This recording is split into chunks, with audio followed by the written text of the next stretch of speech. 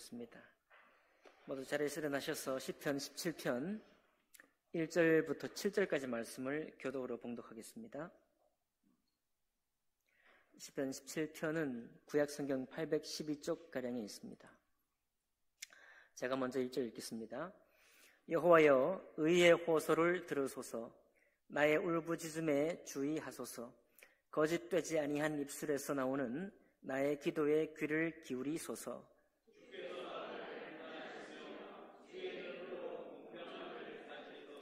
주께서 내 마음을 시험하시고 밤에 내게 오시어서 나를 감찰하셨으나 흠을 찾지 못하셨사오니 내가 결심하고 입으로 범죄하지 아니하리이다.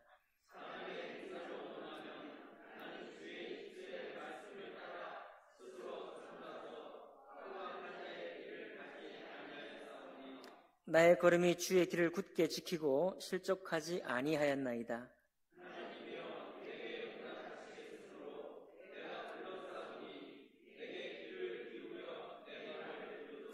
함께 읽습니다. 주께 피하는 자들을 그 일어나 치는 자들에게서 오른손으로 구원하여시는 주여, 주의 귀한 사랑을 나타내소서. 아멘. 말씀과 예배를 기도하겠습니다. 존귀하신 하나님 아버지, 항상 주님의 부활의 생명으로 저희들을 새롭게 인도하시고 날마다 새로운 아침을 열 때 눈을 뜨고 호흡을 다시 불러일으킬 때 하나님께서 우리를 성령으로 새롭게 또 인쳐주시기를 원합니다. 우리를 새로운 피조물로 삼으셨사오니 그 새로운 피조물이 하나님의 말씀과 늘 함께 호흡할 수 있는 저희들의 인생이 될 수 있도록 역사해 주옵소서. 오늘 이 한 예배도 주님께 의탁하며 귀하신 우리 주 예수 그리스도 이름으로 기도하옵나이다. 아멘. 자리에 앉으시겠습니다.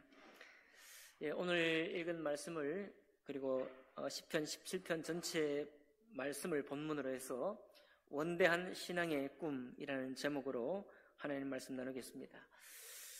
우리 사진 한 장 띄워주실까요? 어떻게 잘 보이시는지 모르겠네요.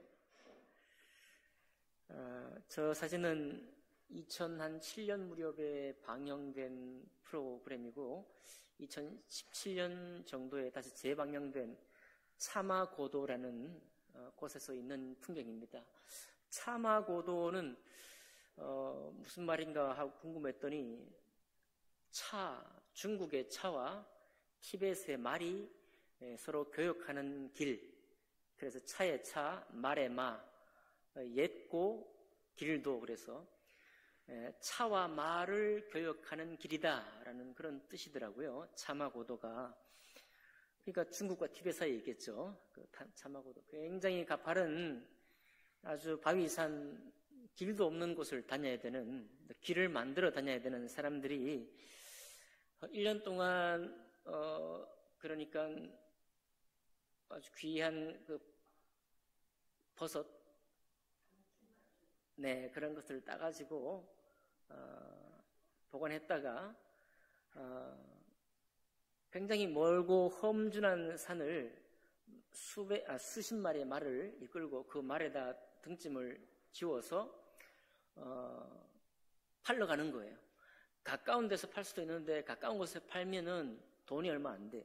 그래가지고 아주 험준한 저 산을 넘고 또 넘고 골짜기를 넘고 강을 건너서 가면 이제 좋은 값에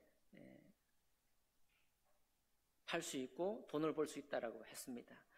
제가 저 프로를 다 보진 않았는데 군데군데 누가 캡처해 놓았더라고요. 보니까 얼마나 길이 험준한지 낙석이 수시로 있기 때문에 낙석이 떨어져서 말이 놀라기도 하고 낙석에 맞아서 말이 절벽 아래로 떨어져 죽기도 합니다. 말만 죽는 게 아니라 사람도 그 1년에 자기가 바위에 채취하고 절벽에 오르면 채취했던 그것을 팔러 가다가 죽는다는 게 말이 됩니까? 그게 그렇게 중요했던 일인가요? 그렇게 중요한 일이에요. 목숨을 걸고 저 험준한 강을 건너서 가면서 때로 팔러 가다 죽기도 하고 말도 떨어져주고 말이 떨어져 주는 건 뭐 수백 필이고요. 사람도 낙석에 떨어져 죽는다고 했습니다. 저런 길을 거쳐서 시장에 가서 각 사람마다 100만 원씩 우리 돈으로 그러니까 한 10년 전이죠. 100만 원이라는 수입을 딱 가질 때 너무나 활짝 웃는 모습으로 이렇게 가지고 돌아가고 그리고 오는 중간중간에도 연기를 피워서 신에게 제사를 합니다. 오가는 길에 안녕하고 무사히 다녀오게 할 수 있게 해달라고 집에서 출발할 때부터도 불을 피워서 그 연기가 하늘로 올라갈 때 제사를 드리고 또 중간중간 가면서 또 제사를 드리고 또 그렇게 하는 삶을 저들이 살고 있더라고요. 저 그림은 어떤 그림이냐면 강을 건너는 모습이에요. 외줄 하나 걸려 있습니다. 외줄 하나 걸려 있고 강을 건너는데 말도 저렇게 노새나 말도 똑같이 그 가슴거리를 앞뒤로 해가지고 저 외줄을 타고 건너는 거예요. 그러면 그 짐도 똑같이 건너고 사람도 저렇게 똑같이 건너는 겁니다. 어떻게 저렇게 살아가고 있더라고요. 근데 저 프로그램 마지막 캡처한 사진에 보니까 어떻게 되어 있는가 하면 중국 정부나 티베트 정부가 이래 열심히 해가지고 차가 다닐 수 있는 길을 그 사람이 말이 떨어져 죽기도 하는 그 길을 내고 있는 장면을 바라보는 장면으로 마지막 컷을 아마 한 것 같아요. 그게 아마 2006년, 7년 무렵에 저 프로그램이 방영됐고 2017년에 재방영됐으니까 지금 벌써 10수년이 지났잖아요. 아마 차마고도에 지금은 차가 다닐 것이다 이렇게 생각이 됩니다. 왜 제가 이 차마고도에 저 외줄 타는 장면 살기 위해서 또 어떤 수입을 얻기 위해서 가족의 인생을 운영하기 위해서 꾸려나가기 위해서 살아가고 있는 저 사진을 가져왔는가 하면 사실은 물론 저기에 이제는 차가 다닐 수 있는 도로를 냈지만 우리가 살아가는 삶 자체가 저런 삶과 같다라는 생각을 하기 때문에 저 사진을 가져왔습니다. 왜 신앙의 원대한 꿈을 꿔야 될까요? 살기도 바쁜데 그런 생각을 할 수 있겠습니다. 저는 신앙이 가장 현실적이라고 생각하는 사람 중에 한 사람입니다. 뭐 주일학교 때 혹은 유초등부 때나 학생부 때 열심히 찬양 배우고 교회에서 뭐 노래하고 유년주일학교 신나는 물놀이도 하고 그러다가 이제 대학 들어가고 청년이 되고 사회에 나가 보면 야 신앙생활 했던 것이 동화 같구나 이렇게 생각하는 그런 신앙이 아니고 원래 신앙은 가장 현실적인 것이 신앙입니다. 오늘 제가 여러분에게 말씀드리고 싶은 것은 좀 더 과감하게 신앙은 과학이라고 말씀드리고 싶어요. 침대만 과학이 아니고요. 신앙이 과학입니다. 왜 신앙생활 하는 사람이 원대한 꿈을 꿔야 되느냐? 본래 삶이 저렇기 때문에 원대하지 않으면 흘러 떠내려갑니다. 외줄을 타는 삶이 신앙이기 때문에 외줄을 타는 것이 삶이기 때문에 그 외줄을 붙들고 있지 않으면 강을 건너지 못해요. 여러분 홍수가 나서 그 강을 센 물살이 흐르고 있을 때 외줄이 하나 가로질러 쳐 있습니다. 건너가라고 쳐 있는 거예요. 그 외줄을 붙들지 않으면 홍수에 떠내려가게 되어 있는 것입니다. 삶이 무엇입니까? 하나님의 말씀, 그 의의 신비한 말씀이 우리가 마음속에 없으면 떠내려갈 수밖에 없는 것이 삶이에요. 그만큼이나 이 삶에는 수많은 공격이 있고 수많은 우리를 부패하게 만드는 일도 있고 신앙을 아주 별것 아니라고 생각하게 할 만한 수많은 유혹들이 곳곳에 배치되어 있는 곳이 삶입니다. 바로 이 삶을 통과하고 그 삶 속에서도 우리 속에 있는 그리고 하나님께로부터 우리에게 간직하고 지킬 수 있도록 허락하신 이 선하고 의로운 하나님의 말씀을 우리가 붙들지 않는다고 한다면 누구든지 교회를 다닌다고 하여도 신앙은 떠내려가는 것입니다. 예배를 드린다고 하여도 신앙은 무수히 떠내려가는 거예요. 신앙이 떠내려가는 게 왜 문제입니까? 우리 속에 있는 선함이 떠내려가기 때문에 문제인 것입니다. 여러분, 그래서 신앙은 과학이에요. 원대한 신앙의 꿈을 왜 꿉니까? 살기도 바쁜데 그렇지 않습니다. 우리 여러분 죽음을 자주자주 경험해 보셔야 해요. 이번에도 우리 고 김봉용 성도님이 이제 소천을 했습니다. 저는 청년 때 목사님이 이렇게 이제 장례 예배에 참여하게 했는데요. 우리 그때는 서울의 교회는 모든 청년들도 장례 예배에 참여했습니다. 준비도 안 됐는데 입관을 참여하게 됐어요. 29, 30밖에 안 됐는데. 제 가슴이 얼마나 답답하고 숨 쉬기가 좀 어려울 만큼이나 처음으로 시신을 제가 보았는데 숨 쉬기가 좀 어렵더라고요. 그런데 그 첫 번 경험이 지나고 나니까 숨이 이제 하나님께로 간 60만 남은 모습을 보는 것이 괜찮았습니다. 다만 성경에도 말씀이 있고 우리 목사님들도 늘 말합니다만은 잔치집에 가는 것보다 장례, 상가에 가는 것을 더 기뻐하라고 성경은 말씀하고 있습니다. 왜 우리가 죽음을 보는 것을 더 좋아해야 합니까? 우리 인생의 끝을 보아야 해요. 우리 인생의 이 생명을 여러분 소중히 생각하시지만 우리의 마지막을 잘 보아야 합니다. 우리의 마지막 순간을 정말 잘 지켜봐야 해요. 눈은 크게 뜨고 지켜봐야 합니다. 우리가 어떻게 될 것인지 알아야 해요. 우리가 저 작은 좁은 관 속에 모두가 들어간다는 사실을 우리 똑똑히 바라봐야 합니다. 그래야만 내가 지금 이 땅에 살아가면서 삶을 중요시하고 이 삶 밖에는 아무것도 없는 것처럼 보이며 쫓아가고 있는 그 삶이 어떤 가치가 있는 것인지, 어떻게 영원한 가치가 있는 것인지 아니면 없는 것인지를 두 눈 똑똑히 뜨고 목격할 수가 있기 때문에 그렇습니다. 청년 여러분, 장례에 가 있으면 적극적으로 달려나가시기 바랍니다. 여러분, 우리는 또 입관하는 것을 보는 것을 꺼립니다. 여러분, 굳이 보라고 하진 않겠습니다만은 입관도 여러분 기회 되실 때마다 청년 여러분 입관을 참고하시기 바라요. 호흡이 떠난 그 육신을 바라볼 수 있기를 바랍니다. 그것이 우리 삶의 큰 교훈이 됩니다.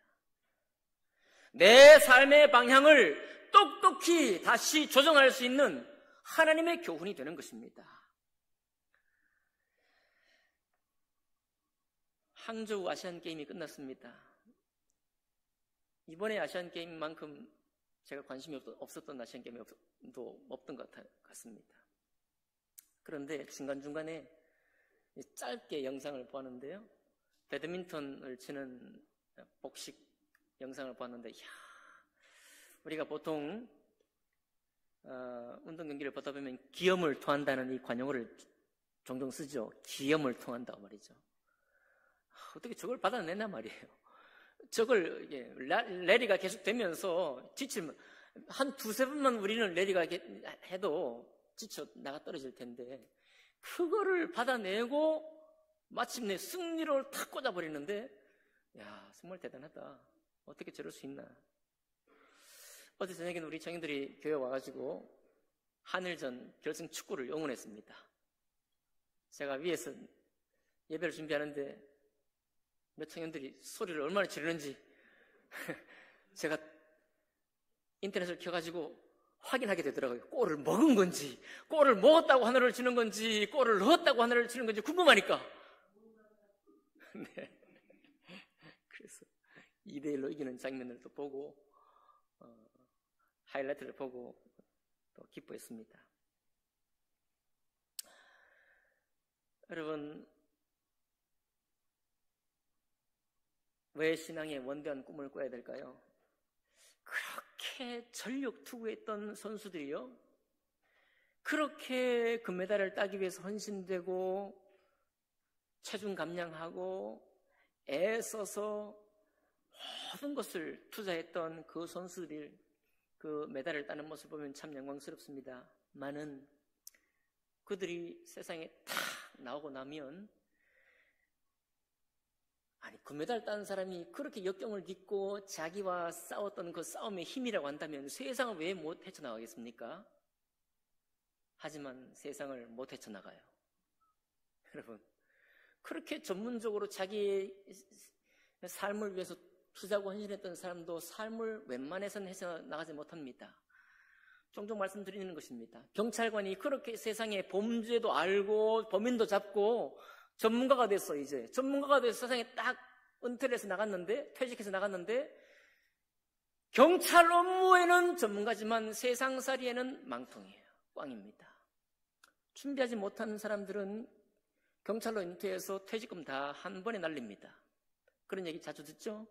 공무원들 행정에 얼마나 전문가가 됩니까? 평생 공무원, 그걸 기려서 20년 이상 상근하면은 공무원 연금이 나오잖아요. 잘했다고. 그렇게 열심히 해서 노후까지 책임 붙들어 놓은 공무원들도 퇴직을 하고 세상에 탁 나가면, 그분도 공무원 생활을 하는 것이 세상이었지만 딱 나가고 나면 무능한 거예요. 삶이라는 것 자체가 자기가 유능하다고 생각했는데 무능한 것입니다. 심지어 최근에 그런 뉴스도 보잖아요. 변호사가요, 판사가요, 재판하고 경제사범 잡아내고 형사사범 잡아냈던 그 법관도 보이스피싱 당합니다. 네. 삶이 누구에게 호락호락합니까? 목사가 목회를 전념합니다. 평생 목회를 해요. 목회를 끝냅니다. 이 삶의 목회를 얼마나 많은 권면을 했겠습니까? 근데 그 삶이 그 목회자, 은퇴한 목사님에게 쉽겠습니까? 안 쉽습니다. 삶은 여러분 이렇게 크고 우리가 우리 영역 속에 내가 열심히 살고 있는 이 영역 속에 무엇인가 준비하고 제대로 살았다고 할지라도 삶이 우리를 버텨주지 않습니다. 삶은 우리를 혼돈에 빠뜨립니다. 여러분 아무리 무엇인가 안정된 무엇인가를 준비한다고 할지라도 그것으로 여러분이 안심을 한다면 여러분 실수하는 겁니다. 삶은 안정되어 있지 않아요. 삶이 원래 이렇기 때문입니다. 저 차마 고도에 있는 삶이 왜 저렇게 사nan 말이에요. 우리는 참 한국에서 잘 태어났다고 하는 우리 이렇게 곳곳마다 도로는 뻥 뚫려 있고 터널도 잘 뚫고 모든 것을 잘 예배했다고 이 한국에 태어났다는 걸 자랑하는 우리가 왜 저 차마 고도에 저 외줄 타는 저 삶을 보고 어떻게 저기 살겠는가 우리가 그렇게 볼기도 합니다. 그러나 저분들의 삶이나 우리의 삶이나 다르겠습니까? 그렇게 100만 원 벌어서 기분 좋게 돌아가면 돌아간 그 동네에 사는 삶이 말입니다. 그 삶이 그냥 안온하고 평온하겠습니까? 그렇지 않습니다. 거기에도 아픔이 있고 고통이 있고 괴로움이 있고 속임이 있고 서로를 업신여기는 것이 있고 그 자기의 선한 마음, 정직한 마음을 버텨내기는 쉽지가 않는 것입니다. 바로 삶이 이렇기 때문에 물살 세게 흐르는 홍수난 그 강을 건널 때 딱 한 밧줄 걸려 있고 그 한 밧줄을 붙들어야만 건너갈 수 있는 것이 우리의 삶이기 때문에 신앙 자체도 여러분 원대한 꿈을 가져야만 하는 것입니다. 신앙이 원대하지 않다고요? 여러분 원대한 꿈을 갖지 않는다고 한다면 여러분 우리의 신앙은 금방 떠내려갑니다. 몇 번의 타격만 줘도 떠내려가요. 여러분 우리의 경험이 그렇게 단단합니까? 단단하지 않습니다. 신앙 자체가 처음부터 예수 그리스도를 향해서 처음부터 주님께서 우리에게 주신 신앙의 참된 모습을 향해서 달려가야만 이 땅에 있는 삶도 우리의 선함도 지켜낼 수가 있기 때문입니다. 많은 실망과 실패 속에서 욕하는 법도 배우게 됩니다. 여러분 사람들에게 비아냥거리는 법도 배우고 하지만 또 우리들의 무리, 우리끼리 위로를 받는데 앞서기도 하고 술도 한번 취해보기도 하고요. 혼자만의 취미를 개발하고 기쁨을 누려보기도 합니다. 이 모든 것이 다 다른 사람을 믿지 않겠다. 나는 나 자신이 나의 인생의 주체가 되어서 내가 이 세상에 대처하겠다라고 하는 결론입니다. 그런데 그냥 이렇게 이런 삶만 살지 않겠다는 것만이 우리의 목적이 아니라 우리도 사실은 우리의 선함을 잘 포기를 못해요.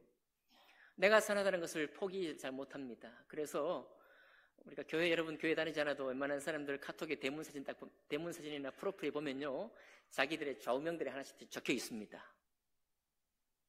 자기의 좌우명이 적혀 있어요. 나를 지금까지 붙들어주는, 나의 현재의 지금 삶을 힘있게 만들어주는, 격려해주는 한 금원들 하나씩 적혀 있어요. 신앙인들은 여기에 자기가 정말 자기의 삶을 붙들어주는 말씀 구절 하나 적혀 있습니다. 왜 그렇습니까? 왜 믿음도 갖지 않고 하나님도 없는 사람들조차도 거기에 공자의 말씀이든 맹자의 말씀이든 아니면 어떤 만화에서 나온 중요한 귀절이든 아니면 영화에서 나온 중요한 명대사든지 그게 적혀 있습니까? 그것이 나를 붙들어주는 힘이기 때문에 그렇습니다. 이것이 그나마 나의 선함을 포기하지 아니하고 이렇게 배신당하고 때로는 어려움을 겪더라도 내 의로 내가 남들에게 그렇게 비난받을 삶을 살지 않게 되는, 그러면서도 내 삶을 끝까지 붙들고 나아갈 수 있는 지탱하는 힘이기 때문에 그래요. 그러니까 이런 인생 좌우명 하나씩 갖고 있는 것입니다. 그러나 다시 말씀드리지만 신앙은 과학이에요. 그런 좌우명이 우리를 끝까지 지켜주지 못합니다, 여러분. 삶이 그렇게 간단하지 않잖아요. 그런 좌우명이 우리를 끝까지 선한 마음으로 다른 사람을 긍휼을 여기고 선을 베풀고 다른 사람을 끝까지 도와줄 뿐만 아니라 사랑을 하되 더 힘써 사랑할 수 있도록 우리를 만들어주지 못합니다. 거기에 능력이 없는 거예요. 우리 한시적으로 내 마음을 위로할 수 있는 힘은 있을지라도 나의 평생을 주장할 수 있는 힘은 거기에 있지 않기 때문입니다. 오늘 여기 시편 17편 기록한 사람이 뭐라고 고백하는지 아십니까? 나는 주의 입술로 내 입으로 범죄하지 않겠습니다 라고 말하고 있어.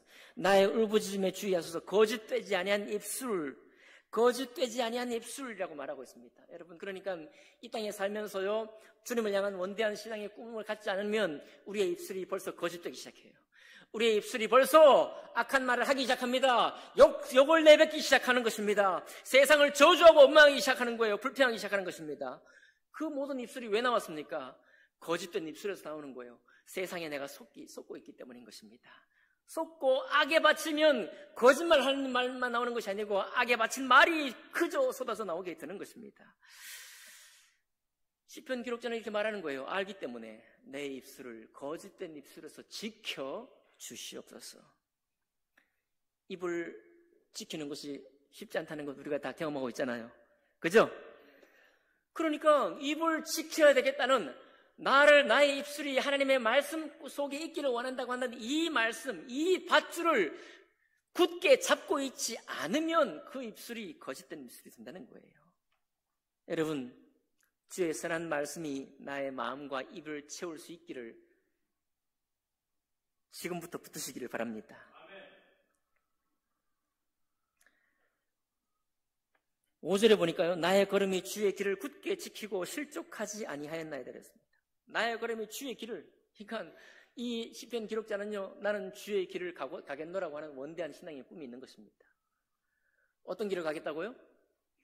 주의 길을 가겠다는 거예요. 나의 삶을 위해서, 내 삶을 위해서, 차마고도에 살든 대한민국에 살든 아니면 항저우 아시안 게임에서 금메달 위에 살든 어떤 삶을 살든 그 삶을 지지만 해주는 그 삶, 거기에만 머무는 것이 아니고 내 삶을 주의 길에 두겠다라고 하는 원대한 신앙의 포부예요. 만약 여러분과 제가 주의 길에 내 인생을 걸어놓지 않는다고 한다면 우리는 살기는 살되, 신앙의 도움을 받아 살긴 살되 나는 주의 길을 걷지 않는 것입니다. 그리고 그렇게 걷지 않게 되면 우리는 쉽게 우리를 포기하는데요. 사람이 다 그렇다고 제가 늘 말씀드리잖아요. 사람이 다 그렇다라고 포기하기가 얼마나 쉬운지 몰라요. 그러나 주의 길에 내 고리를 걸어두고, 마치 산악 등반하는 사람이 앞서 제일 먼저 공격하는 사람, 리더가 혼자 아무런 안전장치 없는 곳을 올라가서 맨 꼭대기에까지 고리를 딱 걸어서 줄을 탁 내려뜨렸을 때 따라오는 사람들이 그 줄을 잡고 안전히 올라가는 것처럼 말입니다. 그 줄을 붙잡지 않고서 어떻게 올라가겠어요? 그 줄을 붙잡는 그 줄이 누구냐면 바로 주의 길이라는 줄입니다. 주님의 길, 나는 주님의 길을 굳게 지키겠습니다 라고 하고 그것을 지키고 나니까 5절 하반절에 뭐라고 되어 있습니까? 실족하지 아니하였나이다라고 고백하잖아요. 실족하지. 여러분, 우리가 무슨 통뼈입니까? 우리가 무슨 마음의 대장부입니까? 나의 대장부된 마음으로 어떻게 내가 실족하지 않을 수 있나요? 날마다 실족하는 거예요. 그런데 이 시편 기록자는 내 마음의 장함을 믿는 것이 아니라 내가 주의 길을 굳게 지키겠다고 거기에 내 마음을 걸어 두었으니 그 밧줄을 내가 붙들고 나아가니 실족을 하지만은 내가 여전히 실족하는데 넘어져 있지 않는 거예요. 어떤 분이 이렇게 얘기했습니다. 신앙인이에요. 진리의 말씀을 따라 나는 배웁니다. 10%. 네. 그러나 실패를 통해 내가 배웁니다. 35% 이렇게 돼 있어요. 좋은 말, 신앙의 말 이런 것을 통해 배우긴 배우지만 우리는 훨씬 더 사람들은 무엇을 통해 많이 배우는가 하면 실패를 통해 많이 배운대요. 여러분 인정하십니까? 실패. 실족 안 한다는 말이 아니에요. 결코 여러분 여기 이 말은 내가 실족하지 않겠다. 한 번도 실족하지 않았다는 말이 아닙니다. 실족하는 거예요. 원래 우리 모두 실족하는 육체를 가지고 있기 때문에 그렇습니다. 그러나 이 시인의 고백이 뭐냐면 실족한 곳에 퍽 넘어져가지고 그래 이게 인생이지 뭐 이렇게 살아가지 않는다는 말이에요. 자기가 실족한 것을 통해 배우는 것입니다. 무엇을 통해 배워요? 실족을 통해 배웁니다. 실패를 통해 배워요. 내가 주님의 길에 내 마음을 두지 않았구나 라는 것을 배우고 다시 돌이키는 거예요. 그러는 삶 속에서 7절에 이렇게 말합니다. 주께 피하는 자들을 그 일어나 치는 자들에게서 오른손으로 구원하시는 주여 주의 기이한 사랑을 나타내소서. 이런 삶을 사는 사람에게 하나님이 기이한 사랑으로 우리에게 응답 주신다고 고백하고 있는 것입니다. 예측되지 않는 거죠. 여러분 우리가 언제 기쁨이 찾아옵니까? 언제 우리가 주님 앞에 정말 감사할 때가 언제예요? 예측할 수 없었던 그런 은혜를 받을 때입니다. 예측할 수 없는, 기대할 수 없는 그런 축복을 내가 받을 때 그것이 다 나에게 내가 한 일이요, 내가 한 수고이지만 그것 때문에 내가 받았다고 한다면 그건 몫을 받은 거니까 절대로 기이한 것이 아닙니다. 놀라울 것도 없죠. 내가 한 수고를 내가 받은 거니까. 그러나 내가 주님의 길을 가겠노라고 열심히 살았는데 내가 준비하지도 않았던, 내가 꿈꾸지도 않았던 그런 것들이 나에게 허락이 되었을 때 그때 우리가 고백하는 겁니다. 주의 기이한 사랑을 고백하는 거예요. 여러분 그러니까 내가 어떤 일을 했을 때 그냥 바로 오는 찾아오는 그 결과를 우리가 기다리고 있다고 한다면 신앙생활 하기 참 어렵습니다.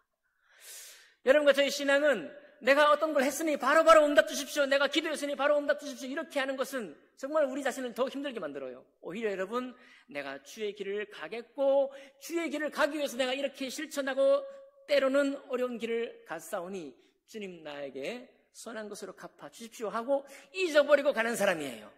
응답을 잊어버리고 가는 사람입니다. 보답을 잊어버리고 가는 사람이에요. 결과를 잊어버리고 가는 사람입니다. 그런데 그때 때가 되면 주님이 주셔요. 아멘입니까? 아멘. 주님이 그렇게 우리를 지금까지 인도해 주셨잖아요. 그렇게 우리를 주님까지 지금까지 지도해 주셨잖아요. 바로 그것이 우리가 생각하는 겁니다. 내가 지금 잘 살고 있구나라는 것을 우리가 깨닫게 되는 거예요. 요셉을 건지신 하나님을 여러분 우리가 기억하지 않습니까? 요셉 얼마나 많이 버려지고 형제들에게도 버려지고 감옥에서 자기가 꿈을 해몽해줬던 사람에게도 버려졌습니까? 자기를 기억해달라고 하는 그 마지막 호소조차 그 술 맡은 관원장이나 떡 맡은 관원장은 요셉 때문에 죽다가 산 거예요. 그죠? 죽을 운명이 살아났으면 이 은혜를 알아야 되는데 죽다가 살아나도 여러분 은혜를 잊어버려요. 여러분 혹시 제가 죽다가 산 은혜를 입었는데도 잊어버렸다고 해도 여러분 용서해 주시기 바랍니다. 저도 그런 사람에 불과해요. 여러분 전 사람입니다. 우리 사람이에요. 네, 사람은요 죽다가 살아도 보따리 달라고 할 수 있는 사람이 우리 사람입니다. 그러나 요셉이 2년 동안 잊어버렸어도 요셉이 거기서 속 터져 죽지 않았습니다. 요셉이 거기서 하나님을 원망하지 않았어요. 2년 동안. 그리고 요셉도 알지 못하는 날, 요셉이 기대하지도 못하는 날 죽다가 산 그 관원장이 갑자기 생각이 났잖아요. 할렐루야입니다. 갑자기 생각나요. 에스더서에 보니까 아하수에로 왕이 밤에 갑자기 잠이 안 와버려요. 모르드게를 이 유대인들을 다 죽일 계획을 세우는데 갑자기 잠이 안 와가지고 역대 기록을 펼쳐서 모르드게가 자기에게 쿠데타를 일으키려고 하던 음모를 고발한 그 역대 기록을 보게 되었잖아요. 누가 보라고 해서 봅니까? 누가 보라고 해서 봐요, 그거를. 오직 하나님께서 아하수에로 왕의 잠을 갑자기 자지 못하게 하고 읽게 하고 그 전멸할 수 있었던 유대인들의, 멸망당할 수 있었던 유대인들의 운명 전체가 바뀌는 그날 밤잠을 설치게 만들었지 않습니까? 이런 것들이 하나님의 기이한 사랑입니다. 이런 것이 하나님의 기이한 은혜예요. 그러니까 우리는 요셉처럼 잊어버리고 가는 거예요. 아멘입니까? 내가 이렇게 섬기고 내가 이렇게 오늘도 내일도 어떤 일을 했는데 왜 하나님 나에게 이렇게 대주시나? 아닙니다. 5년 뒤에 여러분 보험을 들어오는 것 같아요. 종신보험 아시죠? 종신보험 들어놓았다 생각하시면 됩니다. 종신보험. 주님은 우리를 귀한 사랑으로 응답하시는 분이십니다. 다윗이 전쟁하러 나갔을 때 그의 처자와 모든 것들을 다 빼앗겼잖아요. 급습당해가지고 아내도 빼앗기고. 그때 다윗을 그렇게 자기들을 이끌어줬던 다윗 지도자를 돌로 쳐서 죽이려고 유대인들이 600명 말이죠. 자기들이 궁핍하고 곤핍했을 때 다윗에게 찾아나온 그 사람들 아닙니까? 다윗에게 은혜를 입었잖아요. 다윗에게 호의를 입었잖아요. 다윗의 지도력 가운데에서 은혜를 입은 사람들 아닙니까? 그런데도 자기들의 처자가 다 뺏겨나니까 돌로 쳐 죽이려고 그랬어요. 예. 여러분 혹시 제가 이상한 일을 하더라도 돌로 쳐서 죽이려고 하지 마시기 바라요. 그러나 혹시 돌로 쳐서 그럴 일이 또 어떻게 있을지 어떻게 알겠습니까? 그런데 그때 군급할 때 성경에 기록되어 있죠? 군급할 때 아무도 자기 주위에 아무도 자기를 보호해주는 사람이 없을 때 하나님께서 다윗에게 무엇을 공급해 주셨는가 하면 하나님으로 말미암아 힘을 얻었더라. 하나님으로 말미암아 힘을 얻었더라 이거예요. 그 말이 나와요. 누가 그때 힘을 줍니까? 그 배신의 때에, 은혜를 원수로 갚는 때에 누가 나를 지켜줍니까? 누가 여러분을 지켜줘요? 하나님의 귀한 사랑으로 우리를 지키시는 겁니다. 그러면 여러분 이렇게 시편 17편의 기록자가 주의 길을 따르지 않는 사람들의 삶을 어떻게 표현하고 있는지 한번 볼까요? 주의 길을 따르지 않는 사람들 14절 10절 이렇게 돼요. 10절 보니까요. 그들의 마음은 기름에 잠겼으며 기름이 넘치는 사람이에요. 부유한 사람입니다. 마음이 기름에 잠겨. 내가 지금 받아 누리고 있는 이 기름짐에 아주 만족하는 사람입니다. 그들의 입은 교만하게 말해요. 기름이 만족하니까 입이 교만해요. 내가 이 일을 이뤘다는 거예요. 내가 잘해서 이 일이 왔다는 겁니다. 그럴 뿐만 아니라 어떻게 합니까? 14절에 보니까요. 그들은 주의 제물로 배를 채우고 자기가 평생에 수고해서 얻은 이 제물로 배가 만족합니다. 배가 이미 만족해요. 그리고 자녀로 만족해요. 나에게 이 자녀를 주셨는데 그냥 자녀를 만족하는 게 아닙니다. 자녀를 내가 기름지게 먹일 수 있고 함께 저들을 섬길 수 있으니 만족하는 거예요. 나의 세계가 내가 구축한 세계가 아주 탄탄해. 내가 구축한 세계가 아주 안전해요. 아주 성을, 요새를 만들어 놓았습니다. 그리고 14절 하반절에 보니까 그들의 남은 산업을 그들의 어린 아이들에게 물려주는 자니이다. 아주 우리가 꿈꾸는 삶이 아닙니까? 아주 그냥 저도 소망이 자녀들 아파트한테 확 그냥 죄송해요. 아파트도 그냥 아쉽지 않게 요새 살 집도 없어갖고 결혼도 못 한다는데 아이 기를 힘이 없어서 결혼도 안 한다는데 살 집 한 채씩 그냥 탁탁탁 좀 도와주세요. 여러분이 안 도와주면 누가 도와줍니까? 자, 이렇게 우리 살다 보면 우리의 깊은 소망이에요. 그들의 남은 산업을 그들의 어린 아이들에게 물려주는 자니이다. 이거 위해서 평생 우리가 고생하잖아요. 자칫 자녀 중에 하나가 좀 온전하지 않으면 평생 책임져야 되잖아요. 뼈 빠지게 일하는 것입니다. 하나님 주신 기업, 내 자녀를 위해서. 우리는 다 거기에 헌신되어 있잖아요.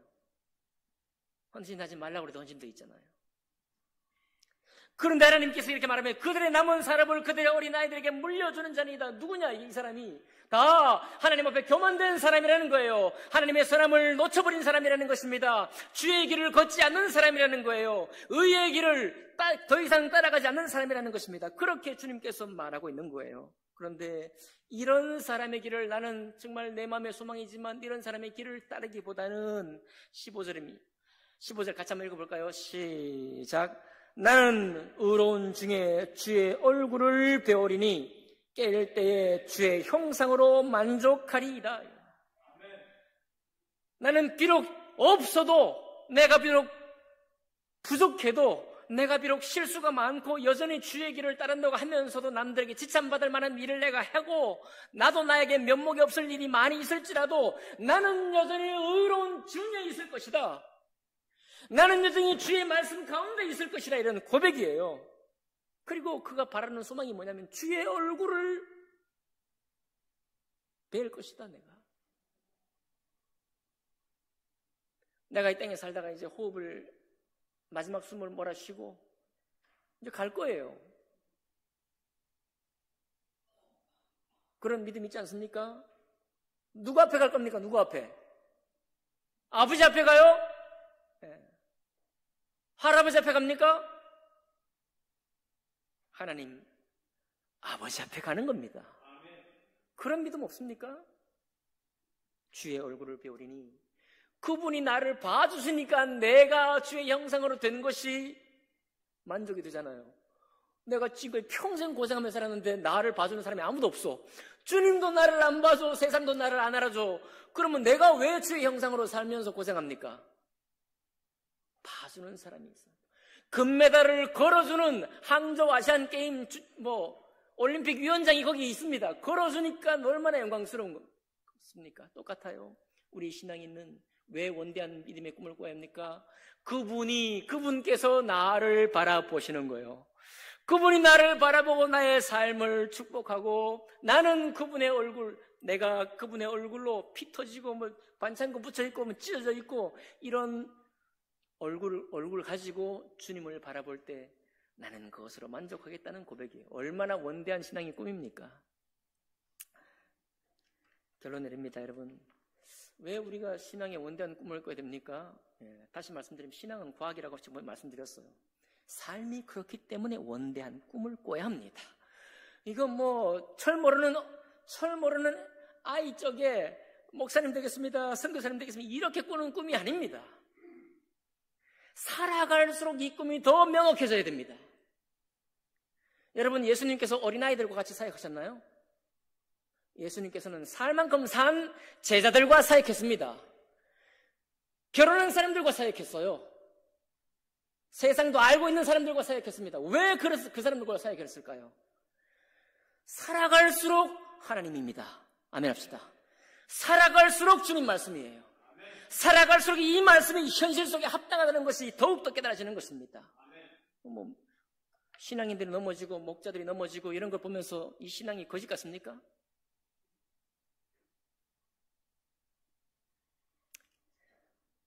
오늘 찬양이 얼마나 감동이 되는지 몰라요. 예수님의 말씀이 나의 비전이 되고 예수님의 꿈이 나의 비전이 되고 우리 성인들 아멘 합시다. 예수님의 말씀이 나의 비전이 되고 노래만 하면 안 되잖아. 그렇게 되는 것이 우리를 참으로 영원히 축복하는 유일한 길입니다. 그 주의 길이에요. 주의 형상으로 만족하시는 여러분과 제가 되길 바랍니다. 지금도 이 살아가면서 뿐만 아니라 내가 마지막 호흡을 끝내고 난 이후에 주님 볼 때 그때는 더욱더 만족한 나의 얼굴, 내 얼굴에 주님의 형상으로 여기 주름만 생긴 것이 아니라 고생하는 주름만 생긴 것이 아니라 주님 따르다가 깊이 파인 그런 이 상처들, 그 상처들이 얼마나 영화로운지를 바라보면서 내가 만족할 그런 인생을 사시는 여러분과 저 모든 성도님들 다 되시기를 주님 이름으로 축복합니다. 기도하겠습니다.